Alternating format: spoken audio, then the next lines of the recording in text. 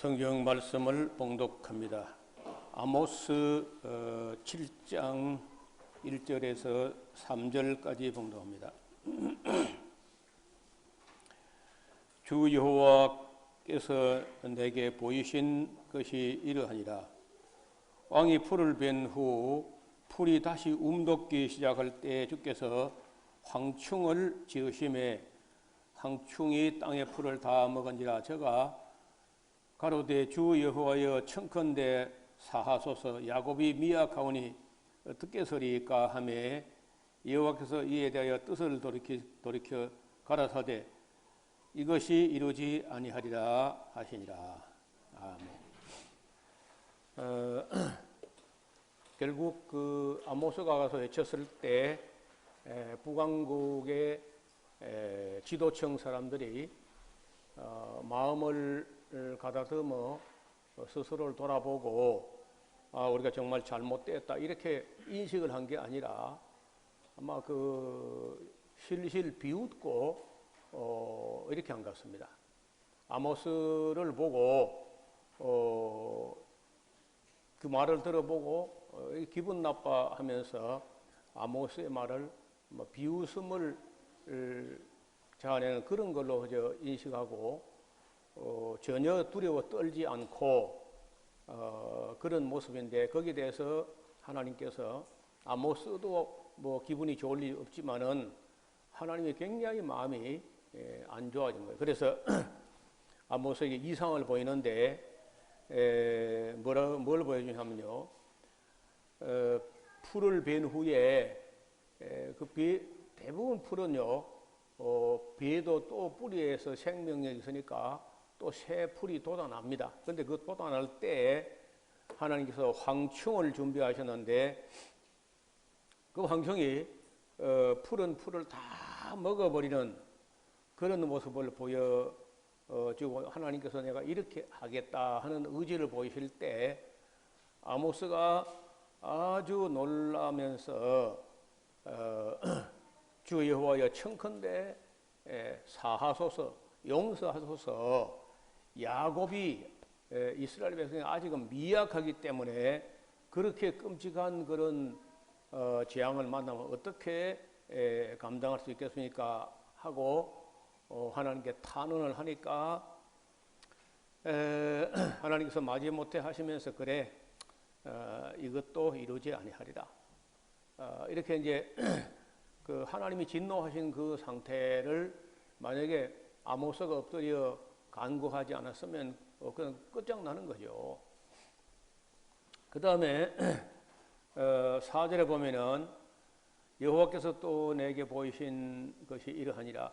주 여호와께서 명하여 불로 징벌하게 하시니 불이 큰 바다를 다 삼키고 육지까지 막 먹으려고 합니다.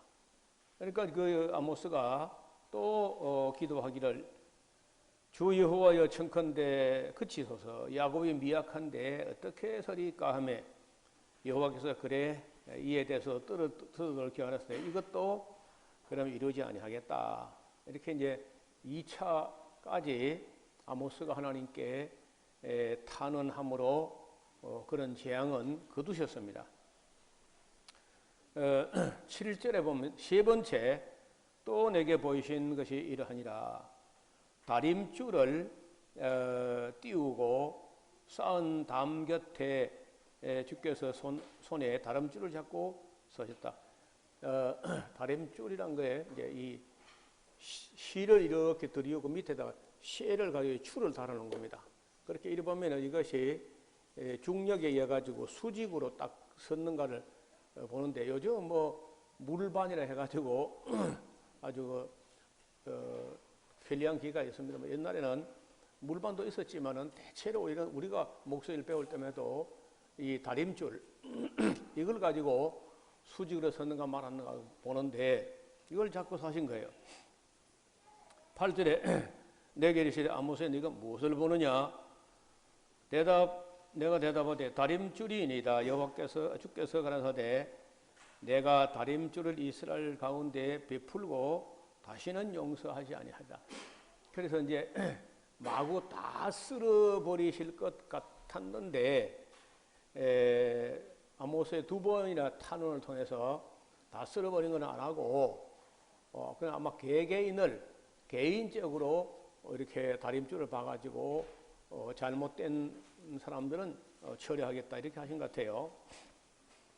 그 중에 이제 9절이 우리를 조금 당황스럽게 하는 부분인데 이삭의 산당들이 황폐되며 이삭이라는 거 왜 나오냐 이삭. 그래서 이 도대체 이삭이 뭐 여러분 아시는 대로 아브라함의 아들 이삭은 일생에 뭐 그런 흠이 없어 살았어요.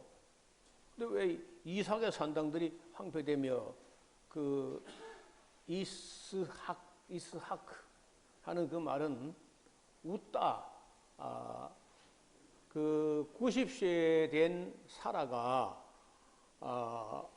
생리가 다 끊어졌는데 네가 내년 이맘때 내가 돌아올 텐데 네가 아들을 낳을 것이라니까 그때 그 사라가 부엌에서 아브라함하고 이야기하는 걸 듣고 쿡쿡 웃었다는 거예요. 그래서 하나님께서 사라가 왜 웃느냐 하니까 또 여자들하고는 꼭 내가 웃지 않았나 방금 웃어놓고 내가 웃지 않았나이다. 그래가지고 아니다 내가 웃었다. 그래서 하나님하고 사라 사이에 웃었다 안 웃었다 승경일 하고 있는 모습을 볼 수 있어요. 그런데 그래서 하나님께서 그 기억하게 하시려고 하나님 말씀하는데 그렇게 피피 웃지 마라 하는 의미로 너 아들 이름을 아들이 낳은 이름을 이스하크라고 지어라. 이삭. 그 영어로는 아이작 그러죠. 아이작 뉴턴 아이작 할 때 아이작이란 말이 그 이삭을 미국 사람들 발음이 안 돼 가지고 이츠하크를 갖다가 이스학 하는데 그 안 되니까 아이작 하는 거예요. 웃는다. 웃는 건 좋은 거죠. 그런데 하나님 말씀하는데 쿡쿡하고 웃는 사람들. 지금 아모스가 가서 북왕국을 가서 쳐서 예언하는데 마치 옛날에 이삭의 어머니 사라처럼 아마 웃음 같아요. 그 웃음 아마도 비웃음이 아니겠는가. 이 아모스는 진지하게 말하는데 옛날에 그 사라가 웃었던 것처럼 하고 그래 쿡쿡 웃었다는 거예요. 웃긴다는 거죠.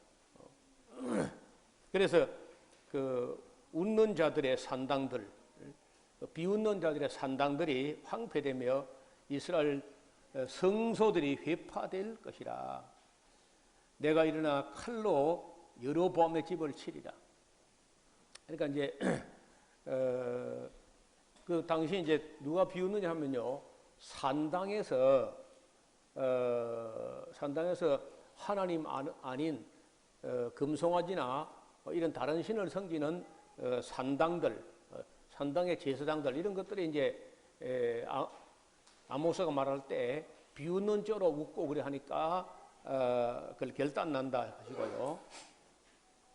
그러니까 산당 중에 대표적 산당이 있는데 하나가 사마리아에 있고 베델에 있고 하나는 그 단에 있습니다. 그래서 그 베델에 있는 단 제사장이 당시에 아마 최고 제사장쯤 됩니다.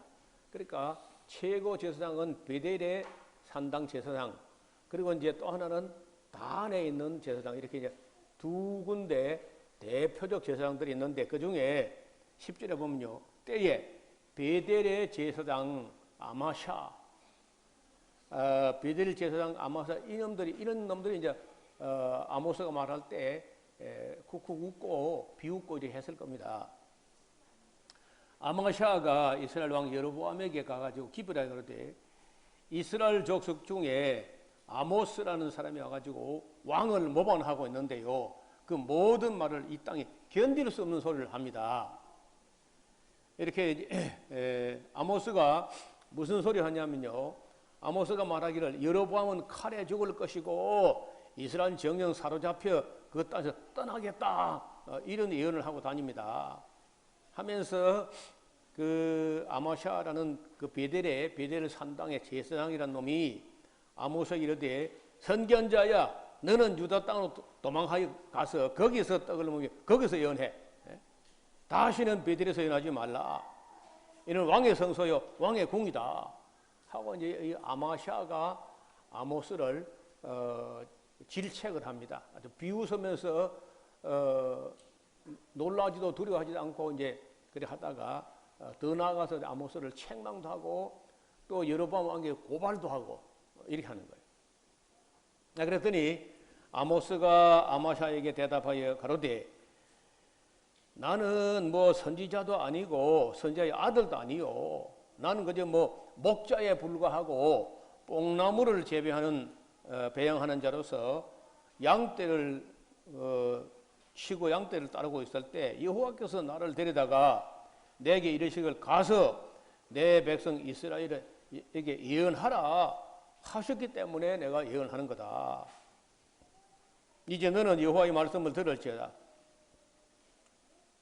네가 이르기를 이스라엘에 대하여 예언하지 말며 이삭의 집을 아까 그 이삭이 얘기했죠. 비웃는 자, 이 비웃는 자들의 집을 향하여 경계하라, 경계하지 말라 하므로 여호와께서 말씀하시를 너 아마샤의 아내는 성읍 중에서 창기가 될 것이고 네 자녀들은 칼에 엎드러지며 네 땅은 줄 뛰어나눌 것이며 너는 더러운 땅에서 죽을 것이요 이스라엘은 정령 사로잡혀 그 본토에서 떠나리라 하셨느니라. 그래서 하나님의 종 아모스가 진지하게 목숨을 걸고 남쪽에서 양을 치고 뽕나무를 재배하고 일이 많은 사람인데 그 일 다 내려놓고 북에 와서 그래 외칠 때 진지하게 듣지 아니하고 비웃으면서 특히 그 산당의 제사장들 아마샤 같은 사람들 이런 사람들이 이제 반발했다는 거예요. 제가 우리 한국 교회가 너무 빨리 잘못된다 하는 것 때문에 성경 강좌 때나 설교 시간이나 이런 데서 이제 한국 교회 잘못되는 거, 한국 교회뿐만 우리 기독교 전체가 지금 잘못되는 거 이런 걸 제가 본 대로 제가 볼 때 이건 잘못이다 하는 부분을 들어 지적을 해왔습니다. 그랬더니 우리나라에 거의 제가 볼 때 거의 대부분의 목사들이 저를 싫어할 뿐 아니라 제가 하는 말에 대해서 언짢아하고 비웃고 그렇게 합니다. 제가 지적했던 걸 제가 아모스서를 보면서 전에도 뭐 조금 전에는 그렇게 여러 가지 하지 않고 대충 내가 했는데도 사람들이 저를 비웃고 그리고 부정적인 사람이다 뭐 이런 식으로 또 율법주의자다 뭐 별별 이야기를 해요. 그래서 좀 더 정신 차리고 우리 기독교 특히 한국 교회가 하나님 앞에 얼마나 잘못됐는가 이런 것을 정리를 해봤습니다. 아모스가 본 이상과 함께 아모스처럼 하나님의 음성도 듣고 또 그 하나님 말씀을 쫓아서 세상을 볼 때 특히 우리 같은 한국 사회나 교회를 볼 때 무엇이 얼마나 잘못됐는가 하는 걸 좀 정리하려고 해요. 오늘 뭐 비도 촉촉이 오니까 진지하게 한번 이야기해 봅시다. 기독교인의 가정에 경건한 자손들이 태어나지 않고 있다. 뭐 경건하거나 말거나 아예 아기가 너무 안 태어난다는 게 제일 문제죠. 여러분 우리 미래라는 것은 젊은이들이 자녀를 생산하고 그 자녀 중에 하나님이 쓸만한 인물이 나와야 미래가 있는데 이게 지금 안 되고 있다면은 아니 뭐 교회는 고사하고 민족도 희망이 없어요. 또 우리 교계 기독교회는 지금 우리 한국 교회는요 놀랍게도 어른이 없고 있어도 인정하지 않고 어른이라는 사람들이 더 이상해요. 얼마 전에 우리 한기총인가 하는 그런 한국 기독교 총회, 기독교 뭐 연합 총회 해서 그 전광훈이라고 하는 목사가 있었는데 소위 말하는 그 빤스 목사라는 사람이에요. 이 사람이 뭐 온갖 그 망발을 다 하고 헛소리하고 그렇게 하더니요. 그 교단에서 잘라버렸습니다. 백석 교단에서 제명 처리해버렸어요. 사실 이제 목사가 아닌 겁니다. 기독교 총회, 총연합회 회장이라는 사람이 그 모양이라. 그러니까 어른도 없고 어른이 있어 어른 같지도 않고 어른들이 더 못된 짓 하고 이런 식이에요. 그 다음에 세 번째 작금의 교회는 교육은 거의 사라졌고 예배하고 헌금만 남았습니다. 우리 장로교단의 예배 모범 헌법에 규정한 예배는요. 주일 난 예배, 주일 저녁 예배, 수요 예배 이 세 예배가 공예배로 정해지고 이건 아직 고쳐진 바가 없어요. 그대로 공예배입니다. 그런데도 지금은 대부분은 그저 주일 난 예배 하나만 드리는 걸로 합니다. 도시교회가 많이 오니까 다 감당이 안 되니까 1부, 2부, 3부, 4부까지 막 나누어야 되는데 그 중에 한 개만 드리면 된다. 이렇게 이제 이게 뭐 그냥 공시가 되어버렸습니다. 이제는.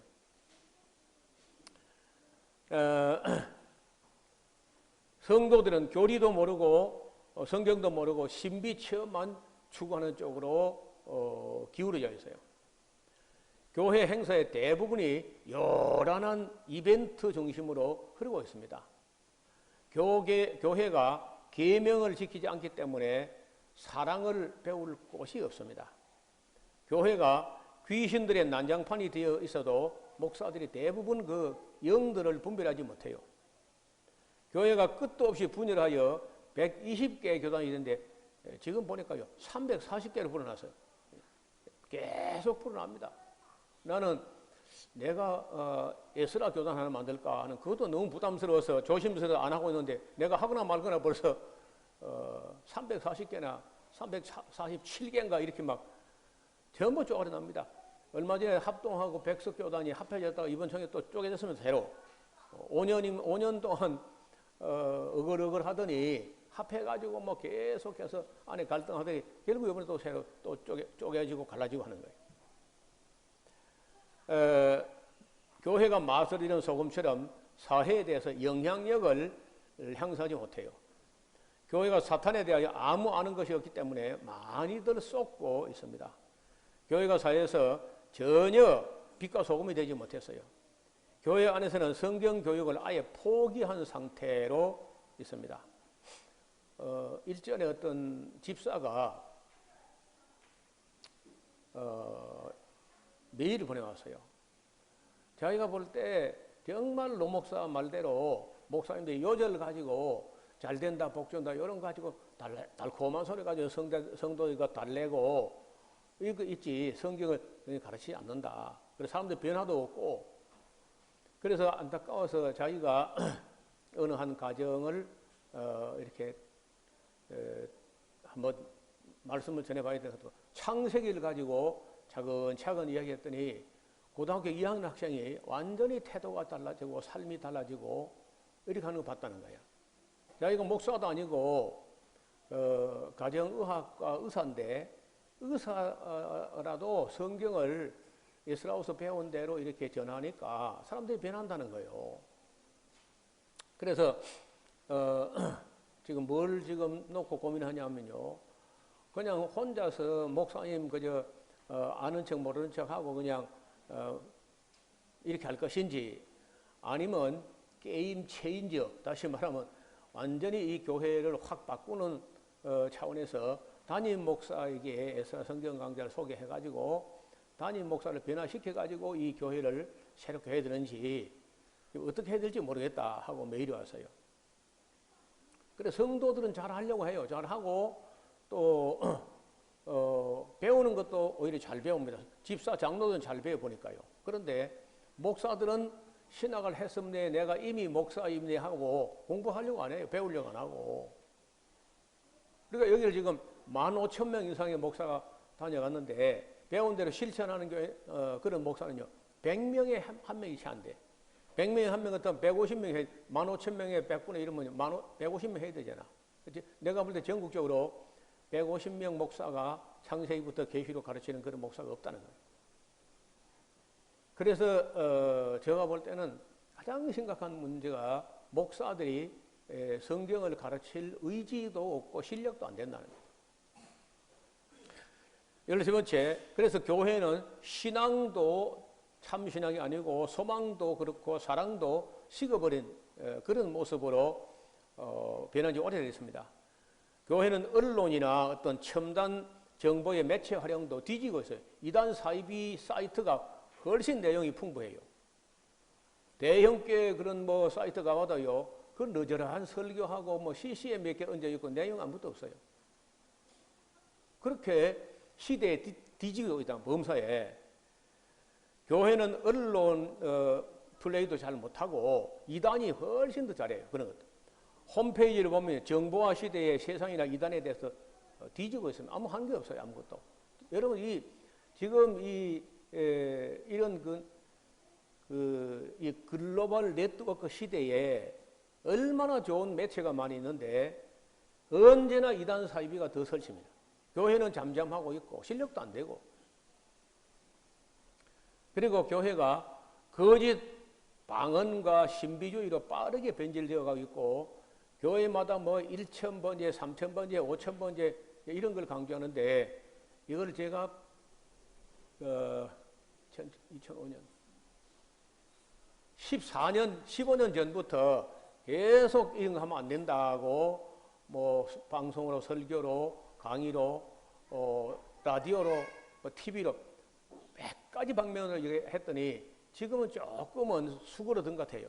1,000번째 운동이 성도들이 어느 정도 인식하고 목사가 해봤자 이제 성도들이 안 따라오니까 조금은 시들해졌지만은 아직도 하는 교회가 있습니다. 목회자가 성도들에게 성경을 바르게 가르쳐 주지 못해요. 성도들이 궁금한 거 있어도 질문하고 대답하는 그런 문화 자체가 없습니다. 중직을 맡은 자들의 인생 경륜과 신앙적 소양이 너무 부족해요. 교회와 가정에 자녀들에 대한 징계가 거의 없어져 버렸어요. 그래서 아이들은 그런데 내버려 둡니다.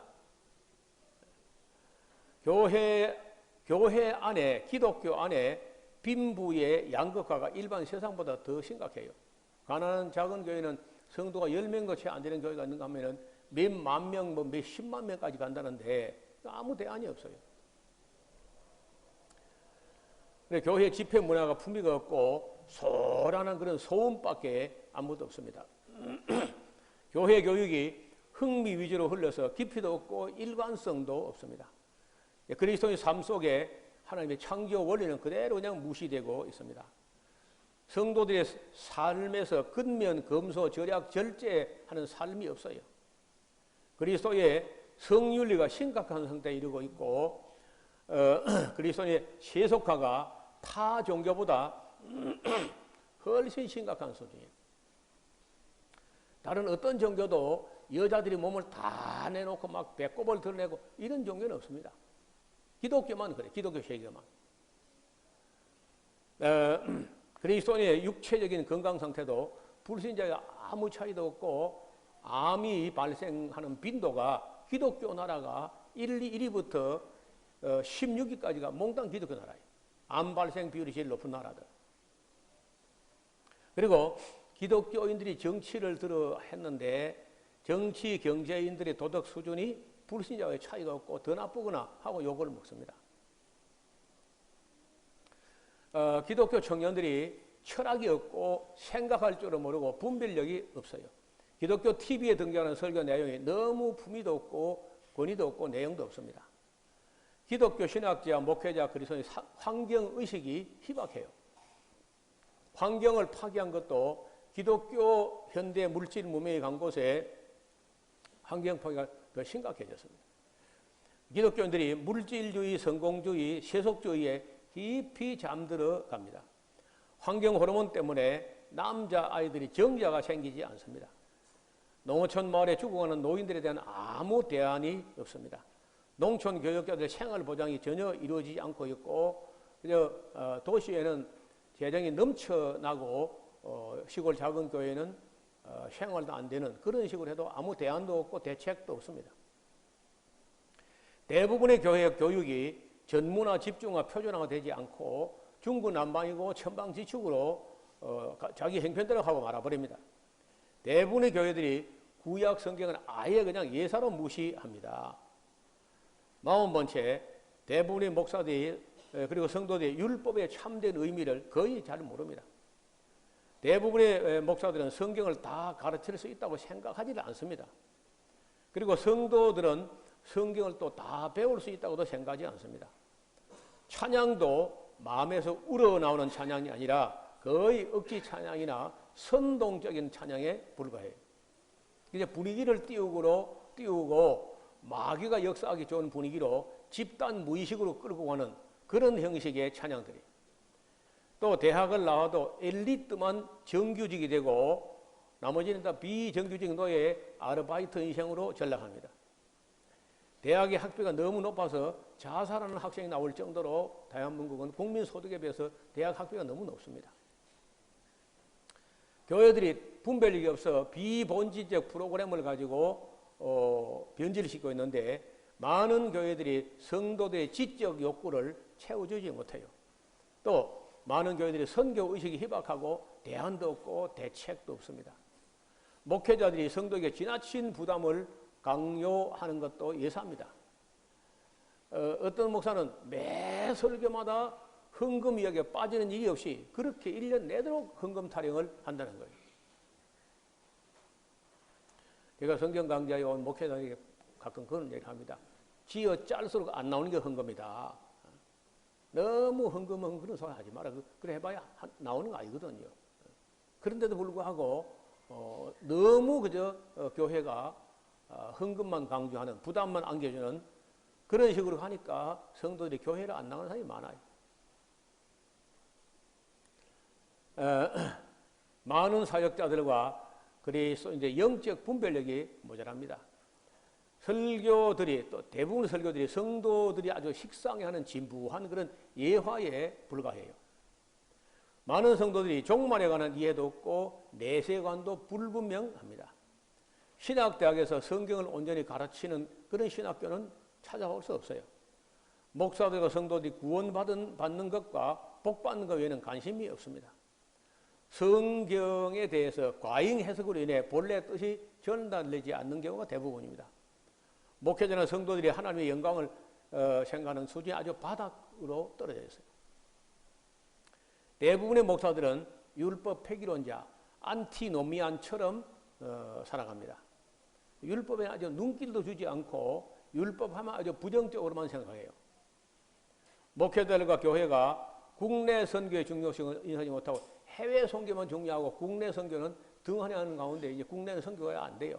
이게 바로 유럽 교회들이 그렇게 하다 망했거든요. 해외 선교가 꽃이라면은 국내 선교가 이게 뿌리예요, 뿌리. 그래 뿌리가 말라버리면요 해외 선교는 꽃도 피울 수가 없는 거죠. 자기 나라 선교는 하지 않고 자기 나라는 이미 다 믿은 걸로 하고 해외 선교 열심히 한다고 했는데 신학도 잘못되었고 자국 선교 자기 나라 교회가 말라버리니까 선교도 다 시들어버리는 그런 것이 유럽 교회가 한 일인데 꼭 그렇게 합니다. 한국에서 자 어디 개척교회를 하고 있으면 네가 오죽 만났으면 개척교회 하겠냐. 그것이 우리가 무슨 상관 네가 당하라 하고 국내 개척교회는 무시해버리고 해외 선교사만 막 떠받들고 하는 이런 것도 큰 폐단이라는 거예요. 목회자들과 교회가 국내 선교의 중요성을 전혀 인식하지 못해요. 목회자들과 성도들이 삶의 신조도 없고 지조도 없다는 거예요. 목회자들과 성도들의 역사의식도 희박하고 세상 역사에 대한 관심도 거의 바닥입니다. 목회자들의 성추행이나 교회 공금횡령으로 잡혀 들어가서 추태를 부리고 이런 소문 때문에 전도가 어렵게 돼요. 또 목회자들이 젊은 사람들에게 사명의식을 심어주지 못하고 있습니다. 목회자의 의식 속에 성도들의 가정을 위한 배려가 없고 가정에 깨지든지 말든지 헌금만 강조하는 그런 모습도 예사로 볼 수 있습니다. 문서 선교에 있어서도 이단과 사이비보다 떨어져요. 전도 책자나 전도 소책자나 이런 거 보면 여호와의 증인이나 몰몬교나 이런 사람이 훨씬 더 품위 있게 만들어요. 내용도 없는 걸 가지고도 엉터리 내용 가지고도 워낙 문서를 잘 만듭니다. 물가는 천정부지로 올라가는데 수입은 점점 줄어들고 있고 살림은 얼어집니다. 미션 스쿨들이 선거적 사명을 거의 감당하지 못하고 이화여대나 연세대학이나 이런 학교들이 대표적인 미션 스쿨인데 세상 학교가 조금도 다르지 않습니다. 전혀 차이가 없어요. 그리고 기독교 사학재단들이 비리의 온상이고 복마전이다. 마귀의 성전처럼 언제나 그런 기독교 사학재단에서 비리가 끝없이 불거져 나와요. 부흥회, 사경회, 세미나 등의 집회 내용에 아무 심도가 없고 내용이 없습니다. 비정규직이라도 취업이 돼야 하는데 대졸 백수가 부지기수라는 거예요. 언론의 사명을 망각한 채 국민의 눈을 감기고 있습니다. 한국에는 사이비 종교와 이단 종파들이 세계에서 제일 많이 생산되는 나라입니다. 목사들과 성도들이 양심에 화인을 맞은 것처럼 살아가고 있고 목회자의 설교에 아무 일관성도 없고 내용도 없습니다. 성경을 안 가르치고 못 가르치고 잘못 가르치고 또 더디 가르칩니다. 성경을 통전적으로 가르치지 않아서 전체를 보는 안목이 없다는 거예요. 성도들도 배우려 하는 열정이 대체적으로 부족하여 가르칠 수가 없어요. 배우려고 열정이 있어야 가르칠 수 있는데 배우려고 하지 않는데 어떤 누구도 가르칠 수가 없어요. 성도들은 율법은 거의 다 지킬 필요가 없다고 생각합니다. 율법의 기능은 죄를 깨닫게 하는 것뿐이라고 오해합니다. 성도들의 가정에 경건한 자손이 태어나지 않습니다. 아이가 태어나지도 않는데 혹 태어나도 거의 그저 왕자병이나 공주병 환자처럼 길러버려요. 그리고 가정에서 자녀에게 성경을 가르칠 수 있는 아버지, 어머니가 거의 희귀하다는 거예요.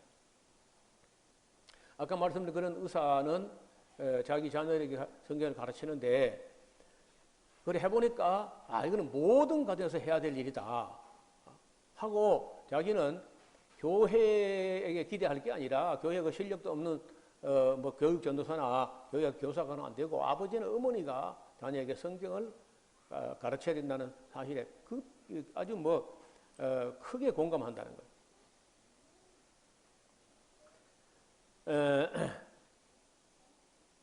성도의 삶 속에 진리가 없고 교리도 없고 윤리도 희박하다. 성도의 삶 속에 하나님 면전에서 코람데오라고 내가 어디 있어도 하나님 면전에 있다 이런 의식이 아예 없어요. 말하고 함부로 행동하고 하는 거 보면은 전혀 하나님 면전에서 살고 있다는 의식을 갖고 있지 않습니다. 성도들의 소원이 너무 물질적이고 세속적이에요. 성도들의 욕망이 세상 사람보다 더 세속적이다. 성도들의 의식이 종교적 이기주의에 치우쳐 있다. 성도들의 출산율이 세상 사람과 똑같이 현저하게 떨어지고 있다. 기독교 나라일수록 출산율이 낮습니다. 성도들의 삶 속에 세상과 구별되는 거룩한 삶을 찾아볼 수가 없어요. 성도들도 세상 사람이 걸리는 모든 질병에 똑같이 걸려요. 오히려 더 걸리든지. 성도들이 하나님 사랑과 이웃 사랑을 배울 수가 없습니다. 세속주의, 물질주의, 업적주의, 성공주의, 기복주의로 다 변질되고 있습니다. 신학도 교리도 모르고 구원파와 오순절을 섞어놓은 것 같은 그런 모습으로 전락했습니다. 신학은 인본주의로 가는데 교회는 신비주의와 물질주의로 갑니다. 바울교로 예수교가 아니고 바울 그냥 바울이 전한 그런 바울이 전한 것만 보고 야고보서, 베드로 전후서 이런 거 다 무시합니다. 어디를 가도 그리스도인의 삶의 향기를 느낄 수가 없어요. 어린이가 태어나지 않고 학교의 학생들은 급속히 줄어들고 있습니다. 이제는 앞으로는 면 단위의 학교 한 개가 있을까 말까 이렇게 된다는 거예요. 언론들은 대부분 가진 자들 편에 서서 떠들어대고 있습니다. 언론들은 이미 대기업 광고주들의 전유물이 되어버리기 때문에 전혀 국민을 위한 게 아닙니다. 성도들이 여러 가지 은사들 중에 방언 은사만 매달리고 있는 것도 큰 문제예요. 여자들이 자궁 내막증과 자궁 근종과 생리통으로 고통을 겪는데 아무 대안이 없어요. 오늘날 교회는 세상을 이기는 성도들을 길러내지 못하고 있고 온갖 술수를 써서라도 헌금 짜내기 경합을 벌이고 있습니다. 율법을 이야기만 하면 율법주의라고 낙인을 찍으려 합니다. 율법을 지키자고 하면 행위 구원론자라고 단죄하려고 합니다. 율법의 정신이 성도들의 거룩한 삶을 살아가는 법이라는 것을 전혀 깨닫지 못해요. 또 율법의 기본 정신이 하나님 사랑과 이웃 사랑이라는 것도 거의 인식을 못하고 있습니다. 율법이 구원받은 성도들이 지킬 규례라는 것을 전혀 모르고 있습니다. 율법이 구원받은 후에 구원받은 백성답게 살라고 주셨다는 것도 인식을 잘 못하고 있습니다. 또 율법 수준이 너무 높아서 지킬 수 없다고 엄살을 떨어대요. 사실은 너무 수준이 낮아서 그거 다 지켜도 그것 가지고는 하나님의 의에 이르지 못해요. 자녀가 태어나지 않으면 교회나 민족이나 아무 나라도 희망이 없습니다. 자녀들을 기르는 부모들은 교육비 걱정에 잠을 이루지 못한다는 거예요. 작금에 교회 문화에 실망하여 성도들이 기대가 사라지고 있습니다. 지금의 그 기독교는 예수교도 기독교도 아니고 목사교로 그냥 목사가 하고 싶은 말을 하는, 하나님 말씀이 선포되는 게 아니라 목사가 하고 싶은 말만 선포한다는 거예요. 작금의 교회는 품위를 잃어버렸고 권위도 땅에 떨어졌습니다. 교회는 한국 국민과 사회로부터 신뢰를 잃어버렸고 교회는 지금의 기독교는 신사도주의, 체험주의, 신비주의로 물들어가고 있습니다. 한국 교회는 윤리나 도덕을 외면한 종교가 되었고 기도원의 신비주의가 기독교 품위를 떨어뜨리고 있습니다. 또 교회들마다 분쟁이 끊임없이 일어나서 갈등하고 있습니다. 전도가 되지 않을 뿐 아니라 믿었던 사람들마저 교회를 떠나가는 시대가 되었습니다. 작금의 기독교는 맛을 잃은 소금처럼 버려져 밟히고 있습니다. 기독교는 자살률이 가장 높은 나라로 전락했는데 한국은 기독교 나라도 아니면서 세계 자살률 1위로 10년 이상 계속 되고 있습니다. 진리를 잃어버리고 소리만 남아서 복음이 아니고 거의 소음에 가깝게 되었습니다. 청년들은 결혼을 안 하거나 못하거나 아예 해서도 아이를 낳지 않습니다. 사치풍조가 만연하여 모두 명품만 가지겠다고 덤비고 있습니다. 청년들은 성경도 찬송가도 모르고 오직 CCM에 목을 메고 있습니다. 청년들 대부분은 스마트폰과 컴퓨터 게임과 관음증에 빠져가고 있습니다. 용돈 벌이도 못하는 처지임에도 스마트폰을 다 가지려고 합니다.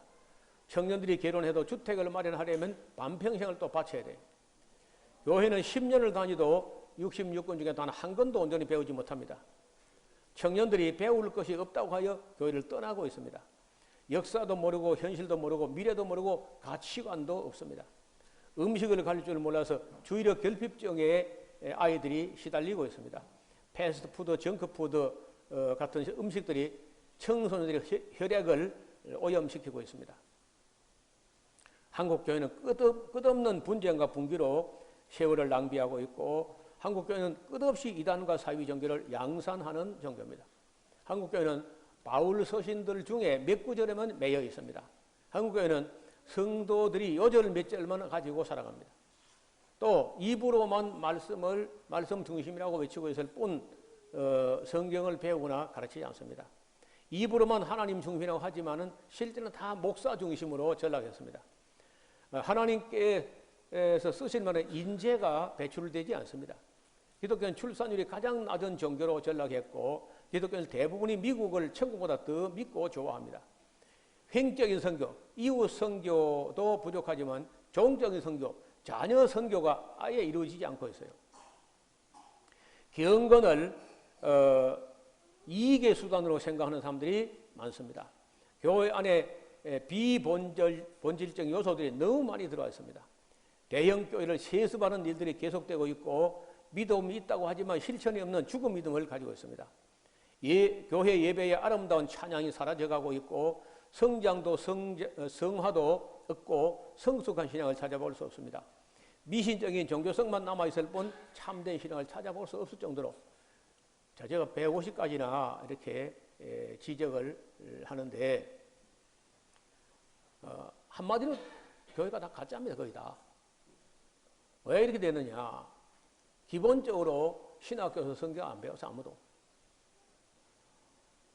배운다 손쳐도 율법서는 미국서 공부한 학자 가르치고 예언서는 영국서 공부한 학자 가르치고 또 시가서나 또 이런 것도 독일서 공부한 학자 가르치고 하니까 전부 다 잡탕 신학이 됩니다. 일관성 있는 신학이 아니야. 마치 벤츠 부속품하고 쌍용 거하고 현대 기아 거하고 온갖 걸 짜맞춰가지고 자동차를 만들어 놓은 같은 그런 식으로 그거 다 일관성이 없어요. 그래서 거기서 누가 하나가 어떤 신학 교수도 창세기부터 계시록까지 일관성을 가지고 일관되게 성경을 보여주는 가르치는 그런 거는 상상을 못해요.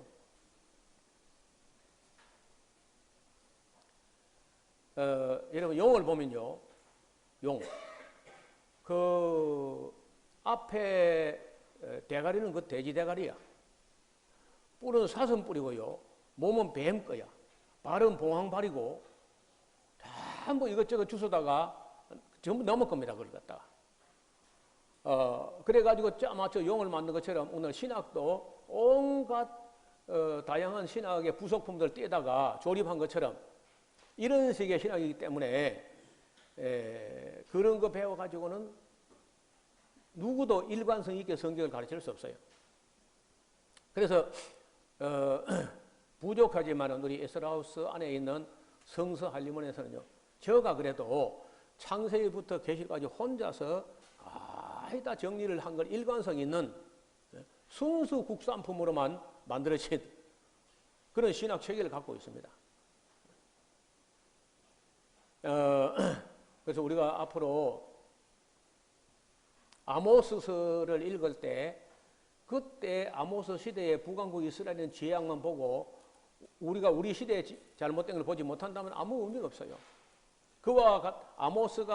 하나님과 아모스가 그 시대를 바라봤던 것처럼 하나님과 우리가 이 시대의 이 컨텍스트, 이 성경을 텍스트라고 하고 그 시대의 배경을 컨텍스트라고 하는데 이 텍스트와 콘텍스트를 함께 봐서 우리 시대는 아모스 시대처럼 잘못된 게 없는가 이걸 볼 수 있어야 돼요.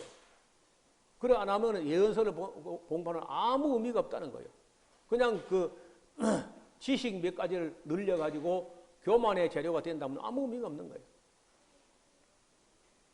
그래서 예언서를 보는 동안에 그 예언자들이 지적할 때 우리는 그런 지적받을 것이 없는가 항상 그런 안목으로 살펴서 고칠 수 있는 것은 최선을 다해서 아무리 비싼 대가를 지불하더라도 고쳐야 됩니다.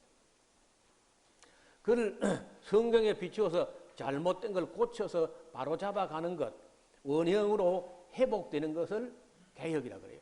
우리는 지금 개혁이라는 거 막 뜯어 고친 것처럼 그런 의미를 갖고 있는데 원래 그런 게 아니고 아시는 대로 원래 모습으로 회복되는 것, 리포메이션, 폼이 원래 있었는데 이게 폼이 일그러진 걸 다시 리스토어 한다든지 다시 복원해가지고 회복해가지고 원상태로 돌아가는 것. 그래서 성경에 하나님께서 기대하는 모습의 교회로 만들어가는 것을 진정한 개혁이라는 것. 그렇게 하려면은 루터 시대 개혁 정도 가지고는 안 되고 거의 혁명에 가까울 정도로 철저하게 창세기 1장 1절부터 계시록까지 잘 배우고 거기 우리가 지키고 고칠 것은 철저히 검토해서 지켜나가는 그래서 그런 것을 우리가 목회자 한 사람만 떠들어서 될 일이 아니고 성도들도 교사들도 모든 하나님의 사람들이 함께 공감하고 잘못된 점이 있으면 다 분별해서 척결하고 그리고 오른쪽으로 회복되어가는 그런 우리 교회가 될 수 있기를 주님 이름으로 축원합니다. 자비로우신 아버지 하나님, 호세아 시대에 호세아는 이스라엘 백성들이 잘못된 걸 철저하게 다 보고 있었고 또 이에 대해서 지적을 했습니다. 물론 들은 사람들은 비웃고 아모스의 입을 틀어막으려고 했지만은 아모스는 굴하지 아니하고 끝까지 바른 말을 외치고 또 그 시대에 외쳐도 안 되었을 때 이걸 기록으로 남겨서 후시대에 감개가 되게 하셨습니다. 아버지 하나님, 우리도 우리 시대 교회나 사회가 무엇이 얼마나 어떻게 잘못되는지 보는 눈을 갖게 하옵시고, 또 이것을 정죄하기 위해서가 아니라 우리의 삶이나 신앙을 고치기 위해서 성실하게 살펴보는 우리 모두가 되게 하여 주옵소서. 예수님 이름으로 기도하옵나이다.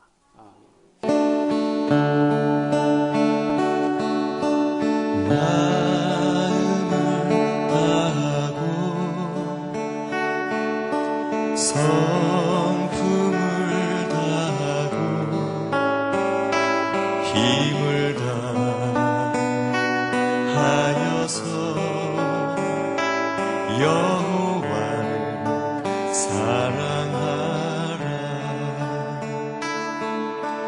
내게 준 계명을 마음에 새기고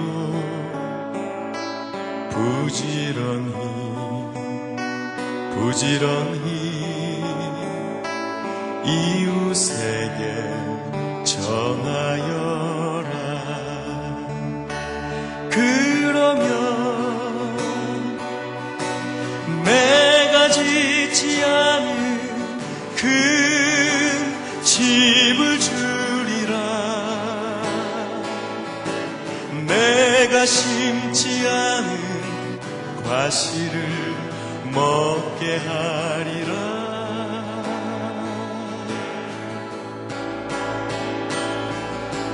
그러나 한 가지 잊지는 말아라. 죄인된 우리를 구원하신 여호와